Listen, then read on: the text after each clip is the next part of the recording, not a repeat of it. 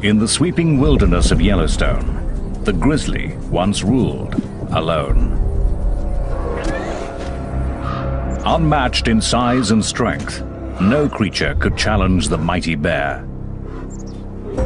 Then came the return of a formidable rival.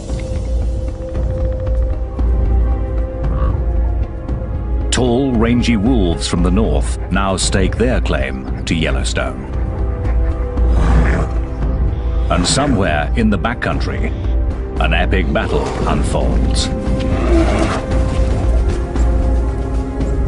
It's a clash that echoes all through Yellowstone.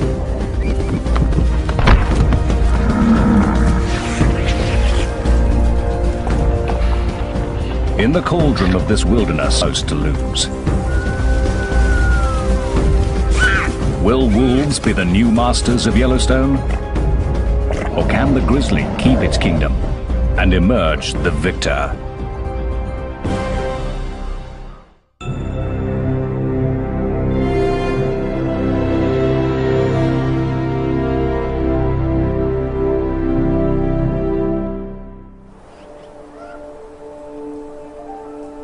It's spring in the northwest corner of Wyoming.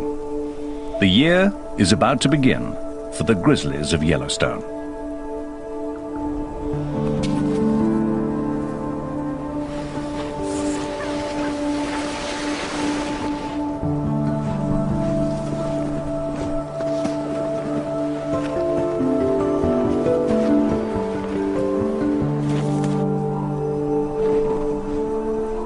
By early March, bears begin to emerge from their long winter's nap.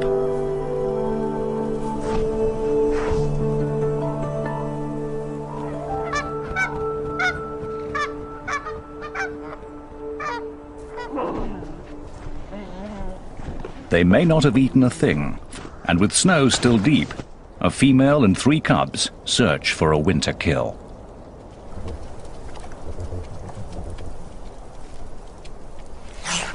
Otters have been out all winter, slipping and sliding between streams, looking for patches of open water.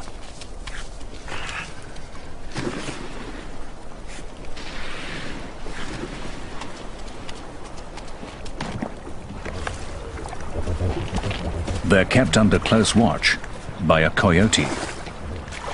He's on a constant search for food. This is a world of predators, scavengers, and opportunists.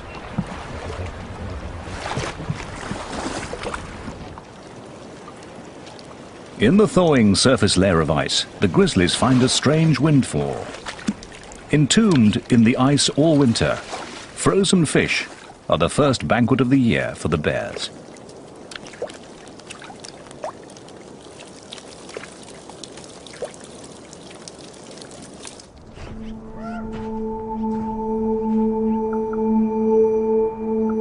While the bears search for another easy meal, the wolves of the Hayden pack gather to feast on the rewards of their own hard work.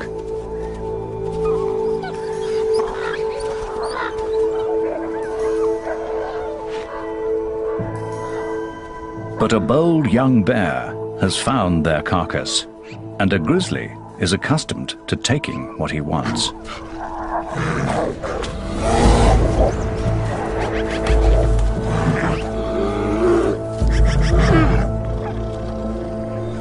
The Hayden wolves size up the situation. The pack is 9 wolves strong, and this is not the largest of bears. He's tried to bury the carcass and defends it from the center of his earthworks.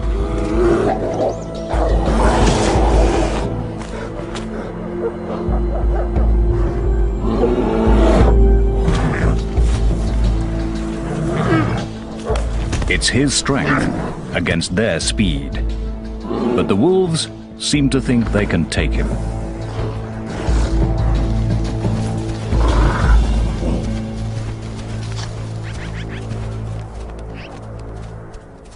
The Haydens prove to be more than the young bear can handle. This time,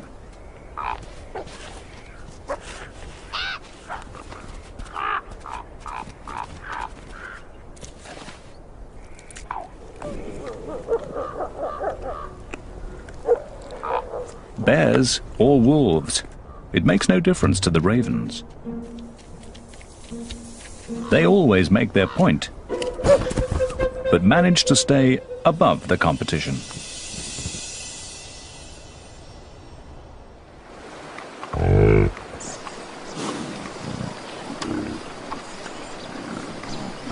Bison will face both wolves and bears over the course of their lives. But the first challenge for newborn calves is just keeping up with their mothers. They're on their way to summer pastures, and for the calves, it's sink or swim.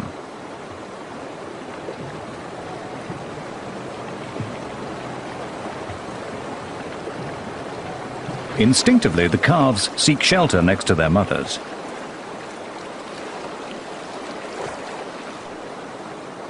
But the waters are cold and fast.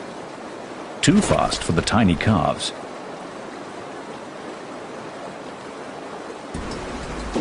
One has been swept into a logjam and is in real trouble.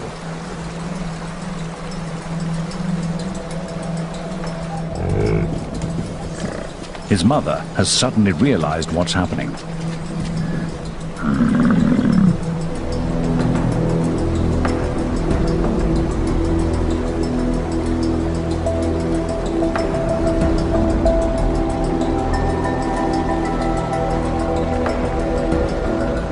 The calf breaks free, but is not out of danger. Calves often lose their mothers during river crossings, and without her, he can't survive.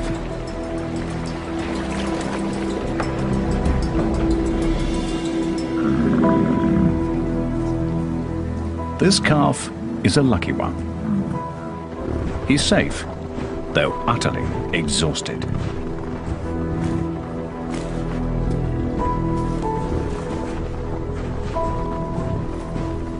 The Yellowstone River was just one of the first of many perils to come.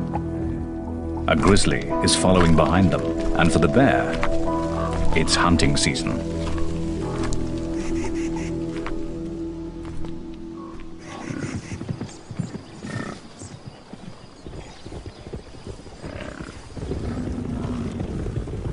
Yellowstone's 3,500 bison are the largest free-ranging bison herd in the world. As they gather on the greening meadows of Hayden Valley, the old frontier looks very much alive. It's a scene one old grizzly has witnessed many times. This rugged veteran has roamed Yellowstone for almost 20 years, long before wolves were brought back to the park. He is bear number 211, known to bear watchers as Scarface. In his youth, he hunted bison in this great valley. Now, he leaves such high-risk work to a younger generation.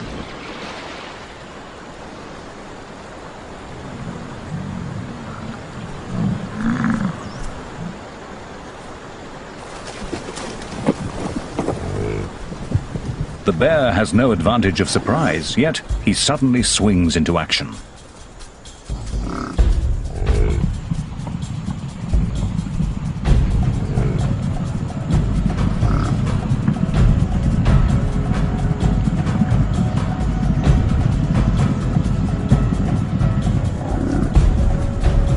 The chase is just youthful exuberance. There's not much hope of success.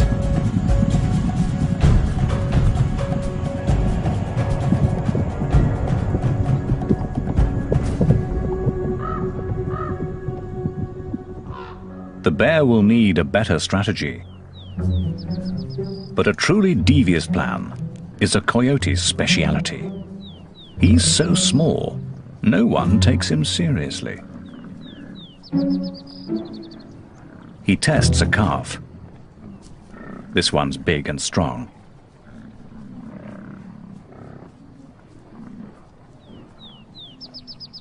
Then he finds a smaller one.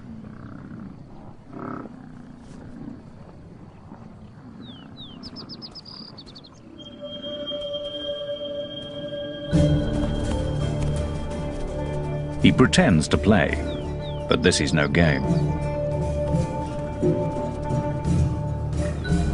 If the coyote can coax the calf off by itself, he has every intention of killing it.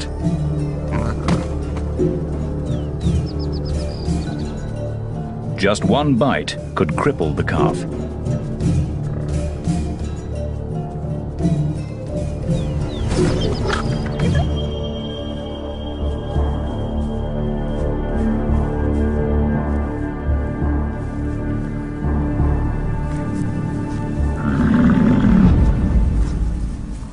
But some motherly backup puts an end to all that.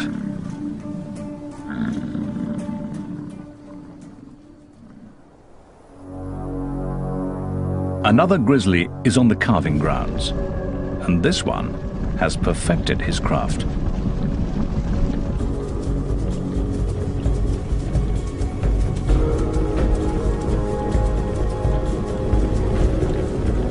The grizzly uses his top speed of 56 kilometers per hour to separate a calf from its mother.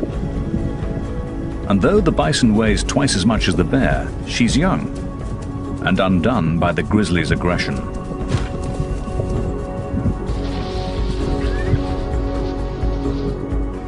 She hesitates, and her calf is lost.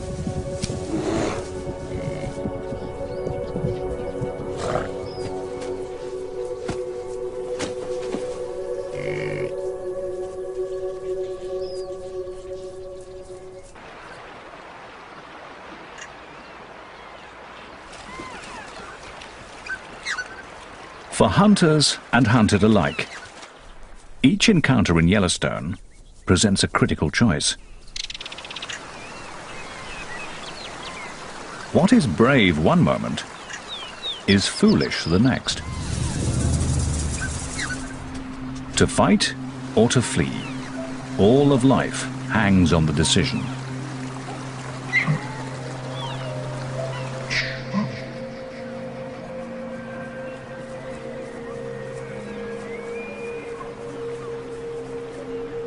With two wolves out on the prowl, a mother elk weighs her options carefully.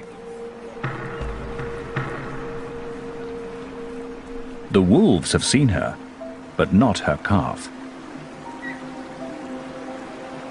It's too young to outrun the wolves.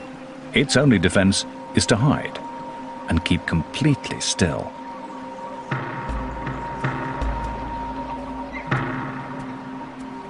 Its mother heads straight for the wolves.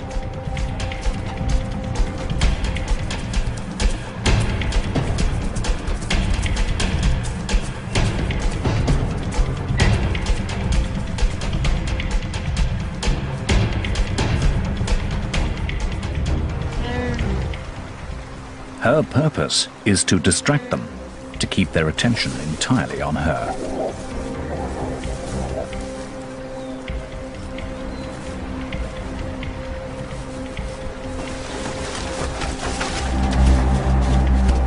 Again and again she charges, then invites them to chase her, using the river as a safe retreat.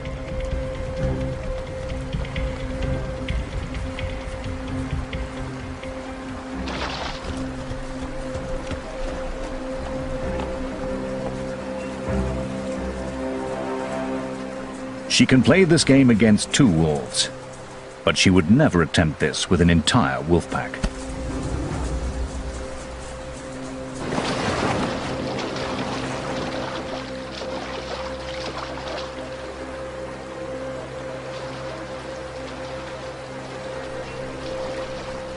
Frustrated, the wolves give up.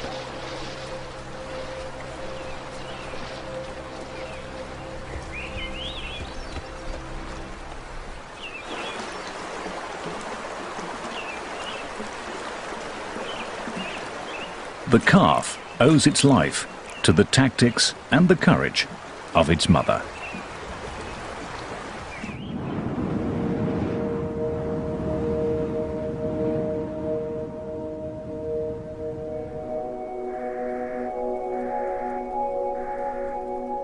Motherhood, even for a grizzly bear, is a test of character. It's June, and a spring snow squall has kicked up. But the bear and her cub are confronting more than just the weather.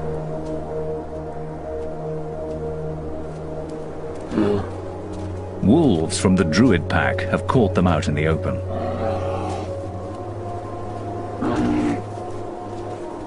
In the tug-of-war between grizzlies and wolves, the wolves attack where they can. They are after the cub. If they can kill it, they will eliminate a future rival.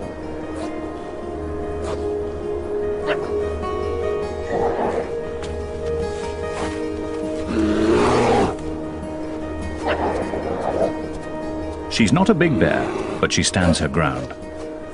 The wolves won't risk an injury.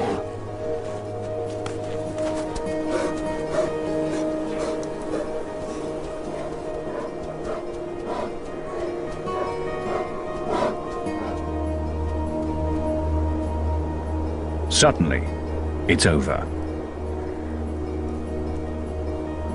The wolves make a decision, and the bears are free to go.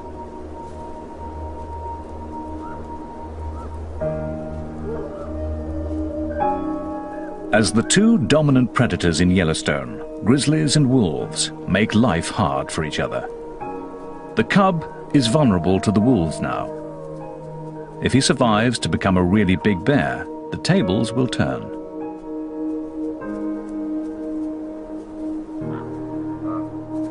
But he'll be a cub for a long time yet, and growing up is a full-time job.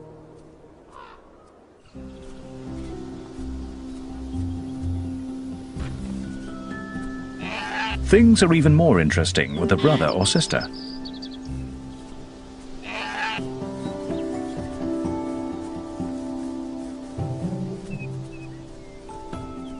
Cubs can turn anything into a toy.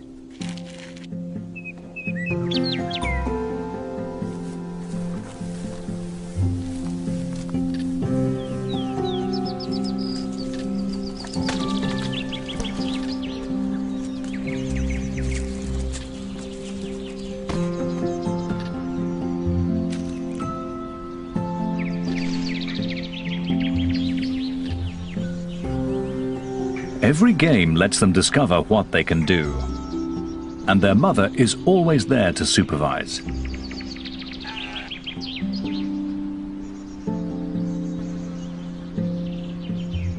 For grizzlies, these are the days of family life. They'll spend 2.5 years under the constant care of their mother. Then the cubs will be big enough to go their separate ways and travel through Yellowstone alone. Until then, she is everything they need.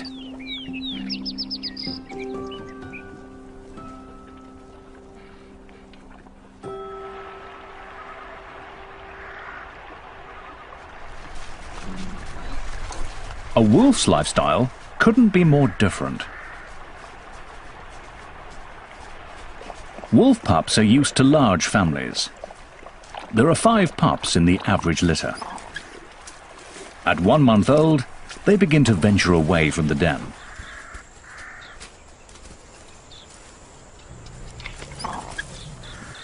Their mother is the alpha female, the white wolf with the research collar.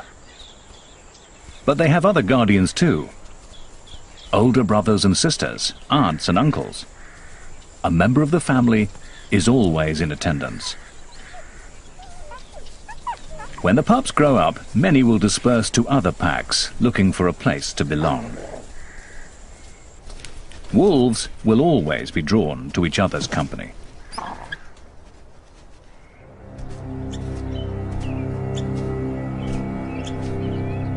A grizzly ambles along a trail on his solitary way above the den. It's old Scarface. He probably means the pups no harm, but he's come far too close for the wolves' comfort. The adults treat him as a serious threat.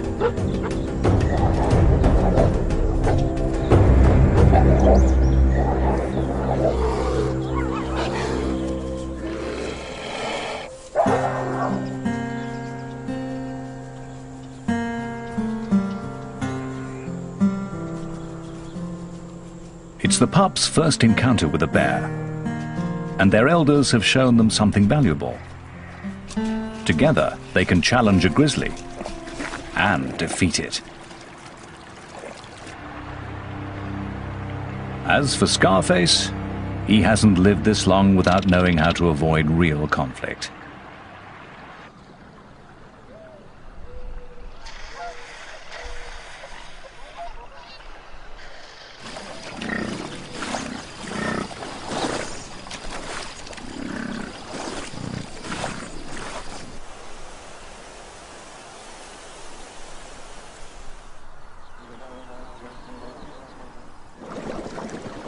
By the end of June, the high country is bright with color. Summer residents are settling in. They're claiming territories, building homes, finding partners.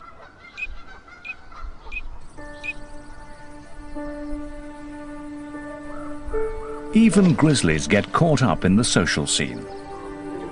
It's the mating season. A courting couple could be mistaken for youngsters playing. But for grizzlies, this is romance.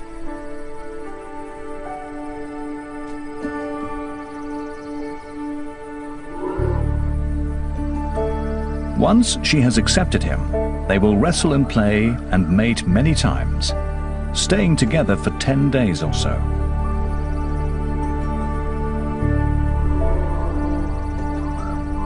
But their devotion will be fleeting. Enduring bonds are not in their nature.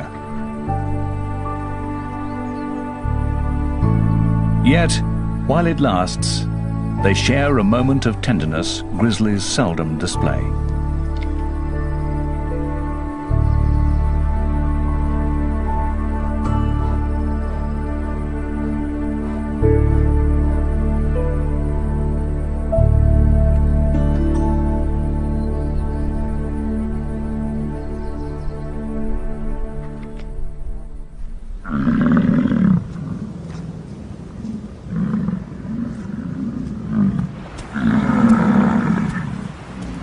While the mating season brings solitary grizzlies together, it sends the companionable bison into an uproar.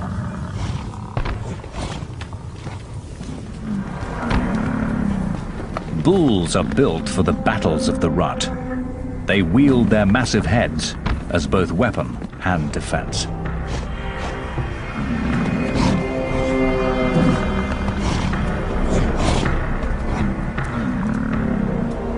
They must protect their own bodies as they twist and turn, pressing for an advantage.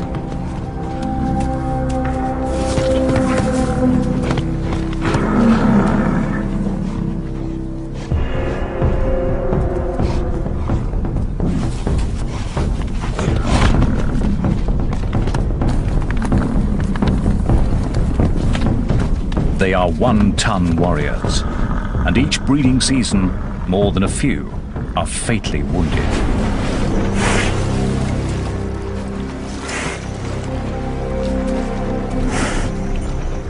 This young bull must have taken on more than his match and has suffered a head injury.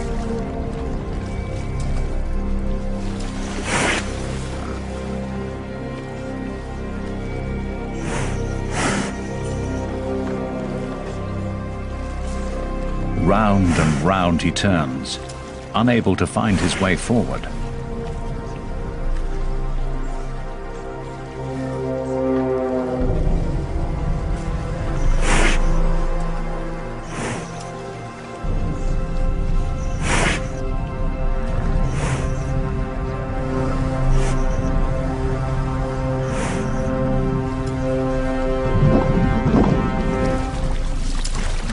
Then, remarkably, he makes it to solid ground.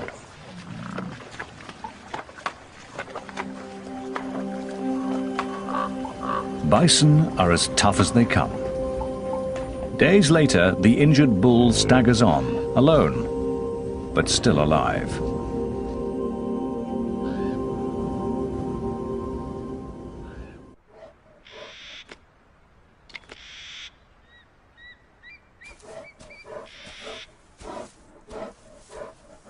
For the grizzlies, this year's battle for Yellowstone is coming to a close. It's beginning to snow. One by one, the bears retreat to their dens. Winter settles in.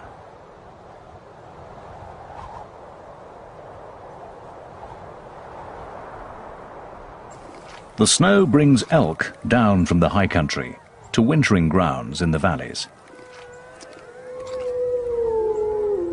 And wherever the elk go, the wolves follow. Winter is the season when wolves are riding high.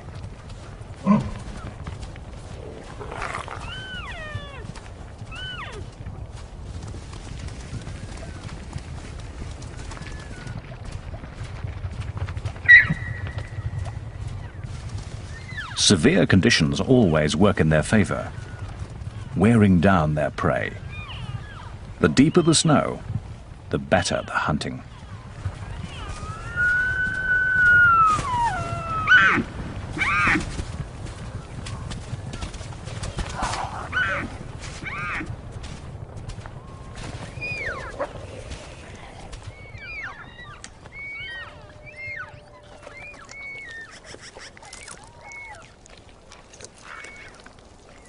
No bears will contest the carcass, but many other scavengers gather at the feast.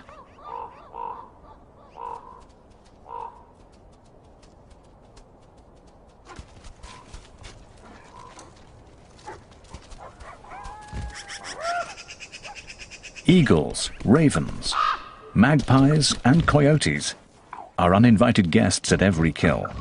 Though wolves have the undisputed upper hand, they make the long winter easier for all these other carnivores. As long as there are elk, the wolves will provide. But all these hungry scavengers steal so much meat that they may be one reason why the wolves form packs, to protect their own share of the kill.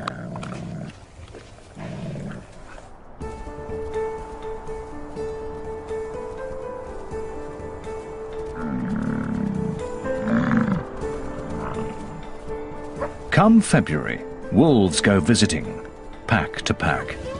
Now is their season for courting and mating. If a stranger comes calling, yearling females and pups come out to greet him.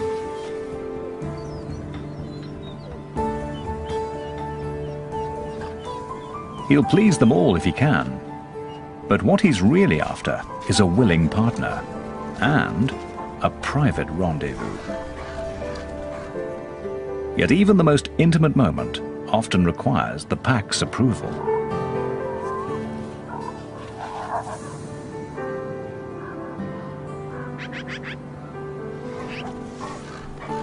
The alpha pair that leads the pack may share a bond that lasts for life.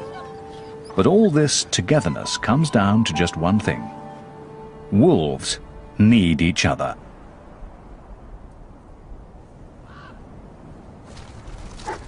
Wolves are accustomed to working year-round and feeding many mouths. But come the end of winter, it can take the abilities of a bear to get the job done.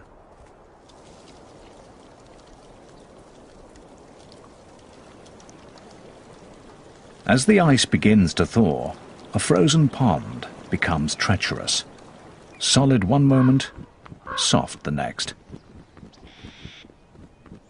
A wolf has discovered its most recent victim.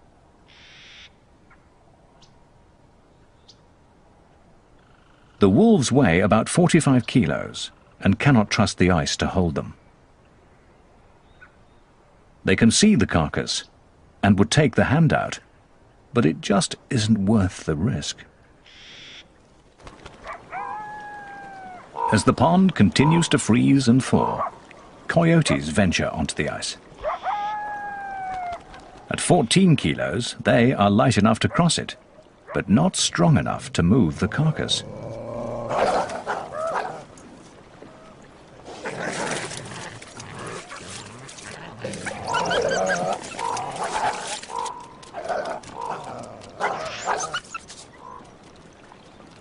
If the ice melts much more, they won't be able to reach the carcass at all.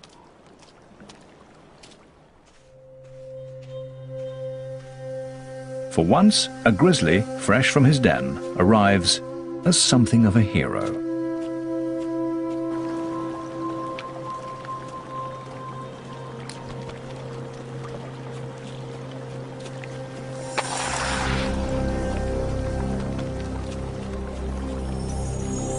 He's certain to fall through.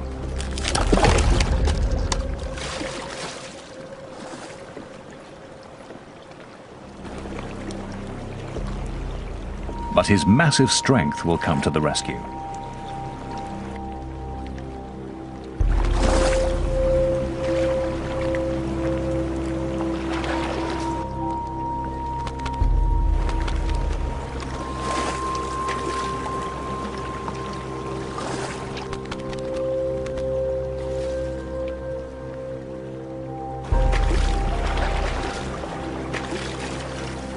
It's only when his coat is soaking wet that you can see how thin he is and why this carcass is worth so much effort.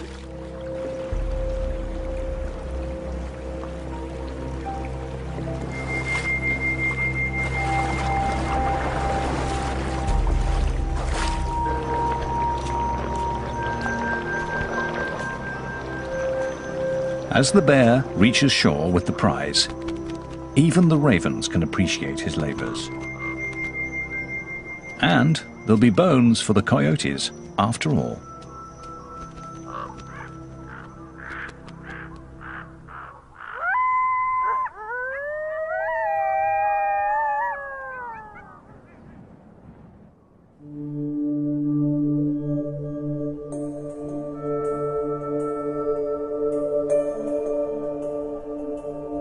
Dawn sends an eerie smoke through the remains of a forest fire. It's moisture vaporizing from the blackened trunks as they warm up in the sun.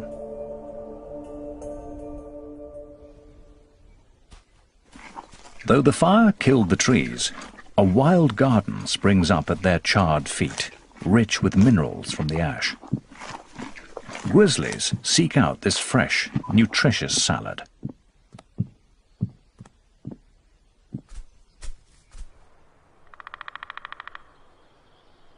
A great grey owl dozes at the edge of a burn. He's been up all night hunting. But a robin has a nest nearby. In Yellowstone, conflicts can flare up in any corner. Until the owl leaves, there'll be no rest for either of them.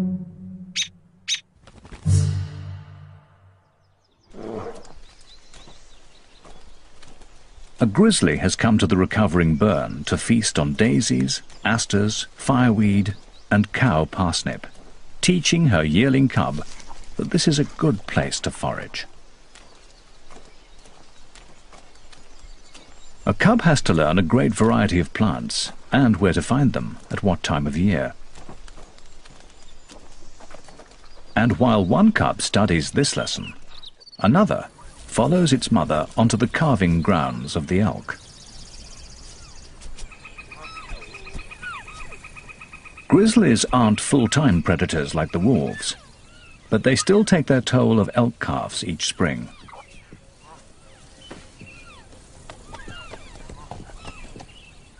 The bear moves through the grass with a purpose. She relies on her nose, testing the air and searching the ground for the scent of elk. It's all her tiny cub can do to keep up.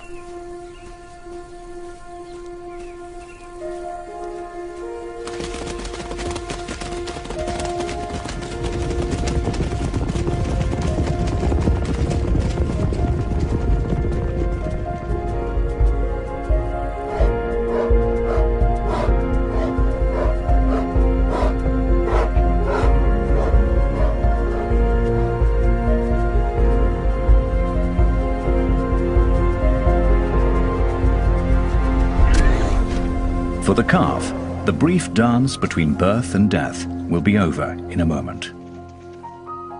For the cub, it's a first step in honing a skill that will help him succeed in Yellowstone.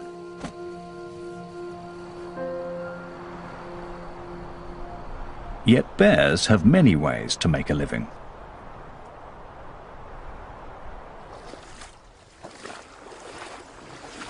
Wolves must hunt to survive. But a grizzly's life is full of choice. Old Scarface may no longer be able to chase down elk, but he's managed to catch a fish.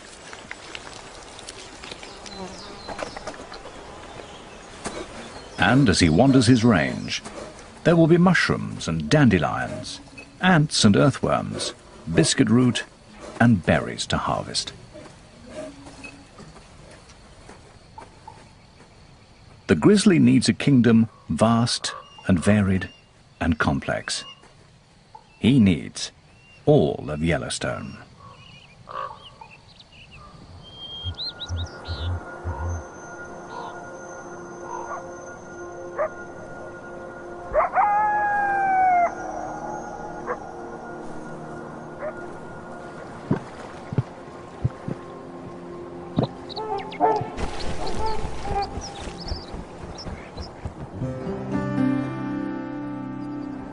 In this cauldron of competition and conflict, a grizzly sometimes gets to relax.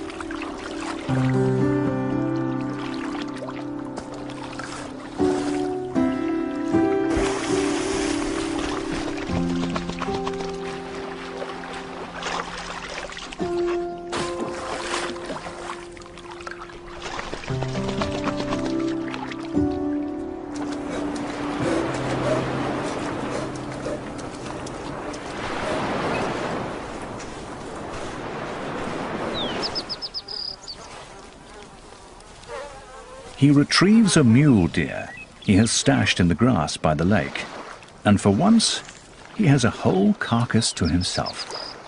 Well, almost.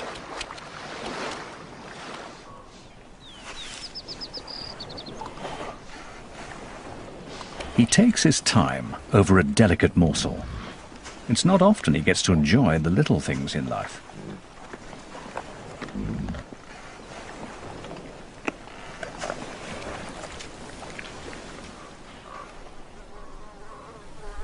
Then, after lunch, a nap.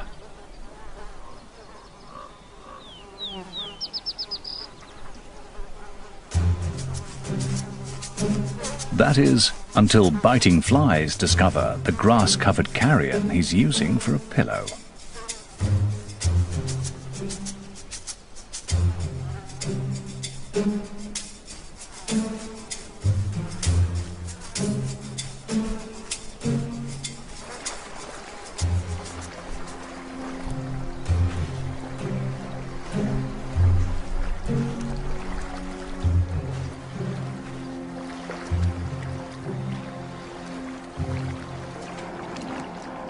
He retreats to the cool waters for some sweet relief.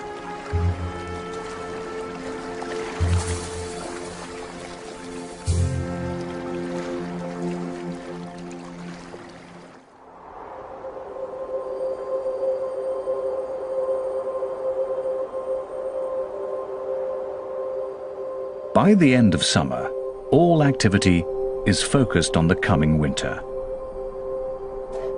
Grizzlies head up high for the most important harvest of the year.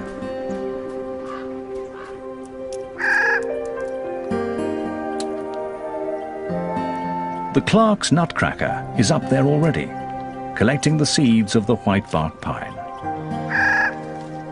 Squirrels are also gathering their winter seed store. The birds will disperse the seeds, but the squirrels will cache them.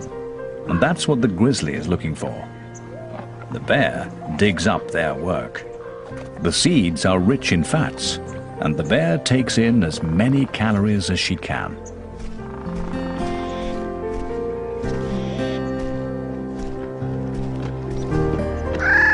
These seeds are crucial to grizzlies, but the cones don't fall to the ground. Grizzlies often rely on someone else to climb up and harvest them, black bears can make it almost to the top.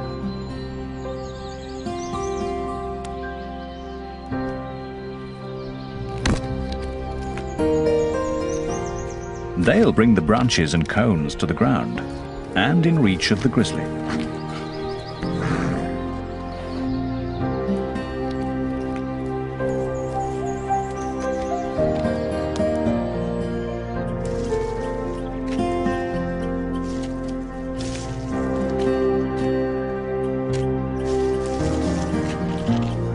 The mighty bear may be dominant among these many creatures, but she's also dependent on all their efforts.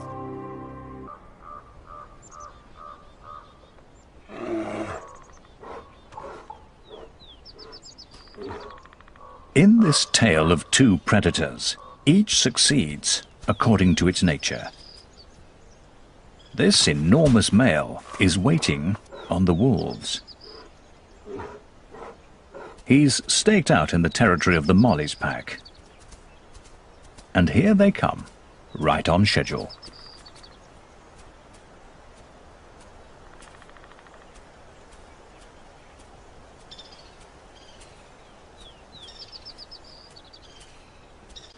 Instead of starting some kind of fight, the grizzly tags along with the pack.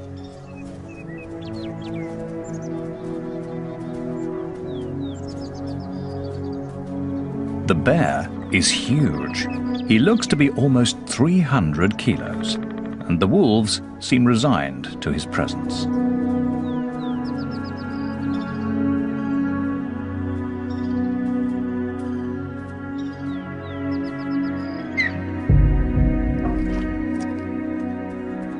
The wolves attend to their task.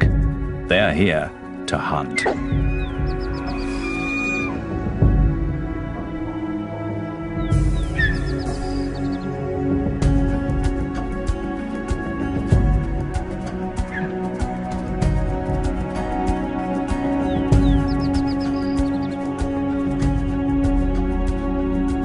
The bear lets them go. He's in no hurry.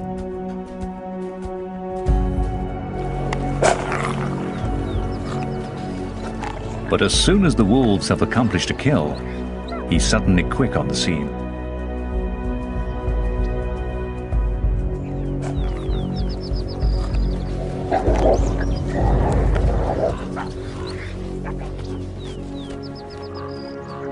This is the way of things in Yellowstone. A wolf pack working together is the greatest predator there is. But even the Mollies, 14 wolves strong, know how to step aside for one large bear. A grizzly in his prime is the master here. He makes the most of the skills of others and takes from them all in turn. The wolves must simply bide their time and wait for him to leave.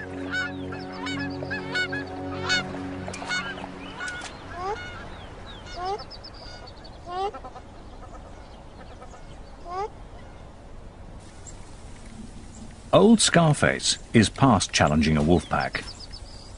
He's up in the whitebark pine forest, where it's already starting to snow.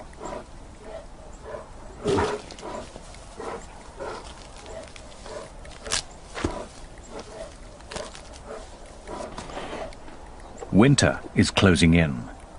The pine seeds are all but gone. Soon there'll be nothing left to eat. Slowly, limping now with age and effort, he makes the climb up the snowy slope.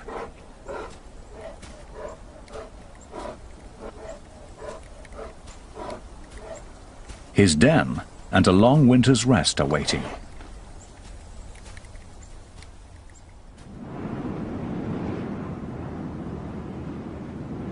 By the end of November, the grizzlies of Yellowstone have gone to bed.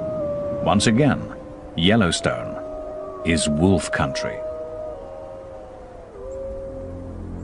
At least, that's how the story is supposed to end. But here, on Christmas Day, 4 weeks late for hibernation, a grizzly sits on a wolf kill.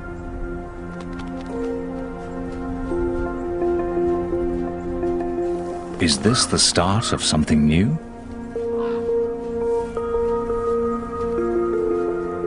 A grizzly out in winter, breaking all the rules? The coyote grabs a bite and runs. This is not good news to him. Will the bear be waiting at every kill all winter?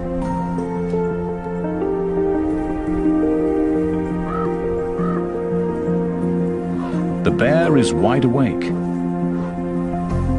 and appears to enjoy being out past his bedtime. After all, it is Christmas, and he's discovered a satisfying secret. Although it's winter, he may not have to hide from hunger. Wolves are doing the hunting for him.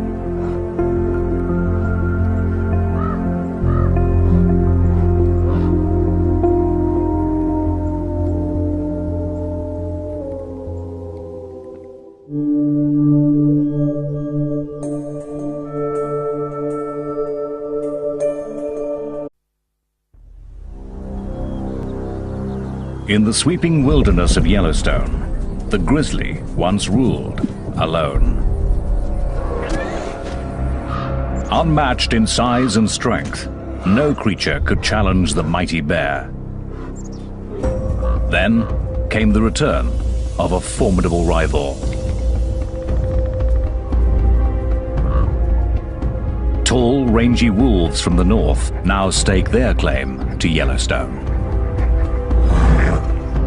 And somewhere in the backcountry, an epic battle unfolds. It's a clash that echoes all through Yellowstone.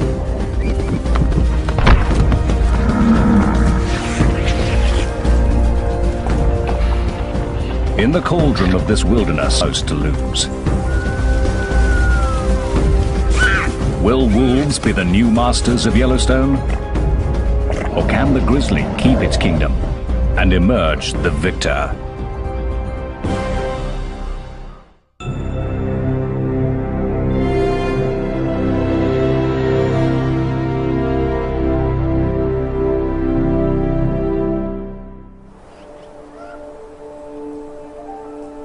It's spring in the northwest corner of Wyoming. The year is about to begin for the grizzlies of Yellowstone.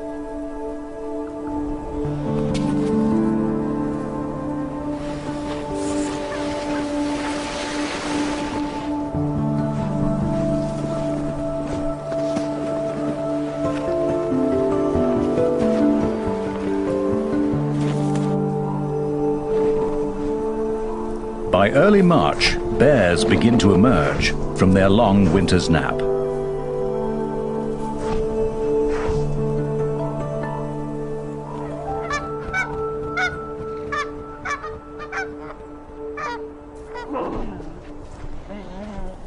They may not have eaten a thing, and with snow still deep, a female and 3 cubs search for a winter kill.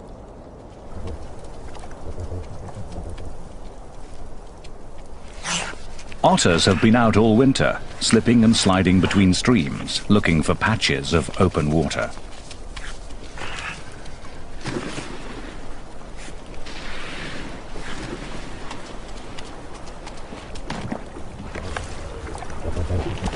They're kept under close watch by a coyote. He's tried to bury the carcass and defends it from the center of his earthworks.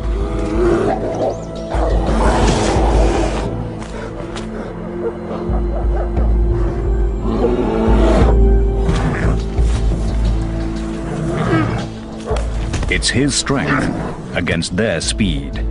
But the wolves seem to think they can take him.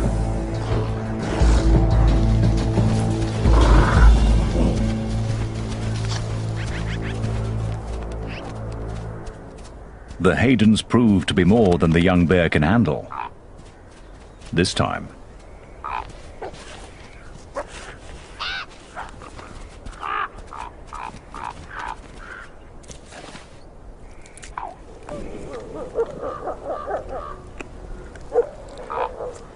bears or wolves. It makes no difference to the ravens. They always make their point, but manage to stay above the competition.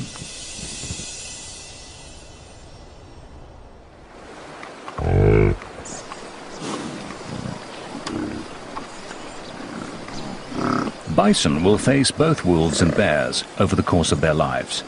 But the first, he's on a constant search for food. This is a world of predators, scavengers, and opportunists.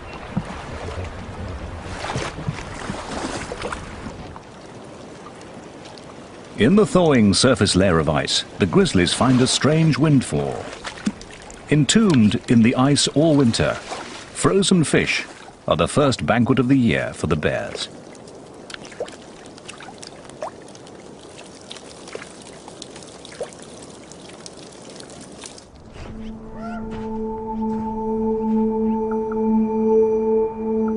While the bears search for another easy meal, the wolves of the Hayden pack gather to feast on the rewards of their own hard work.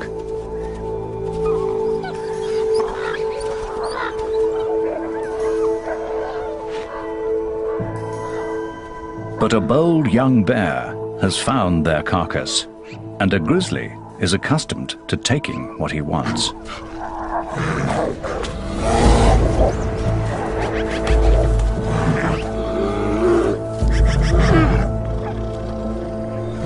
The Hayden wolves size up the situation. The pack is 9 wolves strong, and this is not the largest of bears. Challenge for newborn calves is just keeping up with their mothers. They're on their way to summer pastures, and for the calves, it's sink or swim.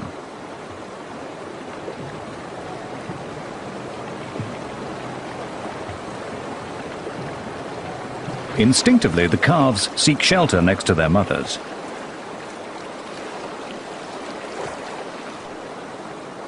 But the waters are cold and fast. Too fast for the tiny calves.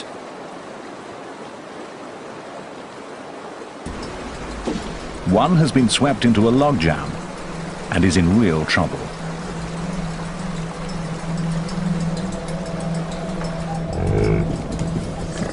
His mother has suddenly realized what's happening.